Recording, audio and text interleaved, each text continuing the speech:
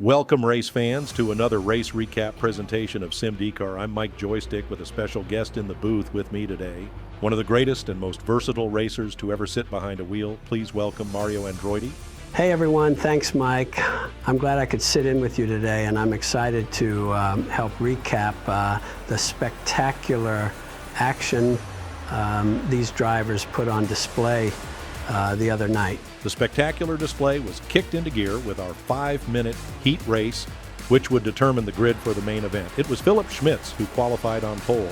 However, after 9 laps and some steering wheel troubles, he had Brad Adams reeling him in. Yeah, and it was relayed to us that Philip had some force feedback issues going on, which would explain why not only Brad would blow by him, but shortly after, so would Alex Chase and Johnny Brugg. We watch on board here with Johnny as he makes his move around Philip to secure the third place position. It was Brad Adams, though, who would finish out front, giving him the best starting position for the main event, followed by Alex Chase in second and Johnny Brugg rounding out the top 3. We saw some great racing in that 5-minute heat race, but I know these guys were ready for things to be really cranked up a notch for the next 45 minutes as we headed into our main event. And as soon as that green flag waved, things were indeed intensified, and these guys were battling each other on lap 1 as if it were the last lap of the race.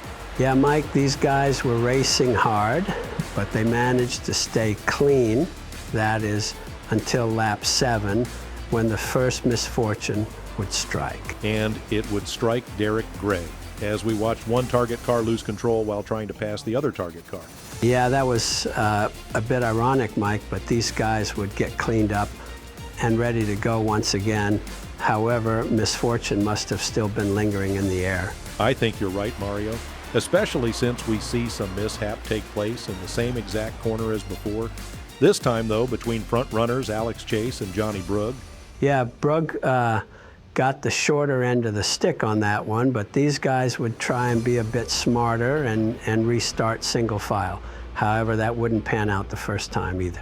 You would have thought the single file restart would have settled these racers in a bit, but it took 2 tries to get the entire field rolling green again. Once we got racing again, it was now TJ Warren chasing down leader Brad Adams. Yeah, these 2 drivers got a great jump on the restart.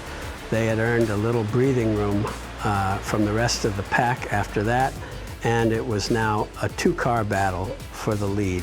That was until things got a little too close for comfort.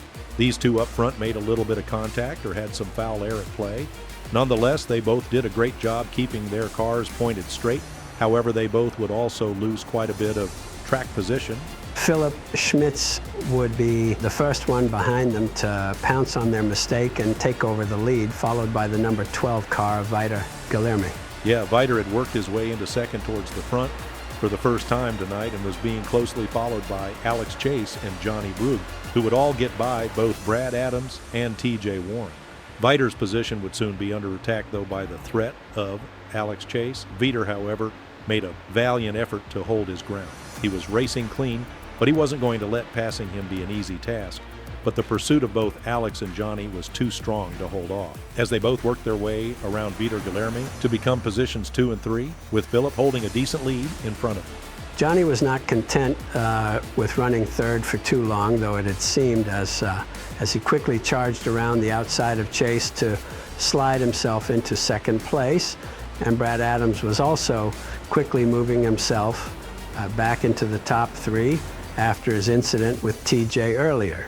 Brugg was on a serious charge to move forward and get out front at this point of the race. And that's exactly what he did as he challenged and worked his way around Philip Schmitz, claiming the race lead for the first time tonight with about 24 minutes left of racing to be had.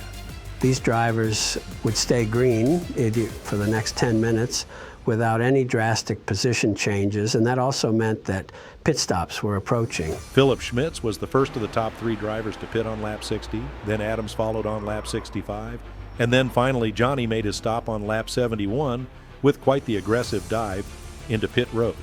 However, even with a great pit stop, Johnny came out behind Philip Schmitz as Philip was able to undercut a large amount of Johnny's lead by pitting 10 laps sooner and using those fresh tires to his advantage.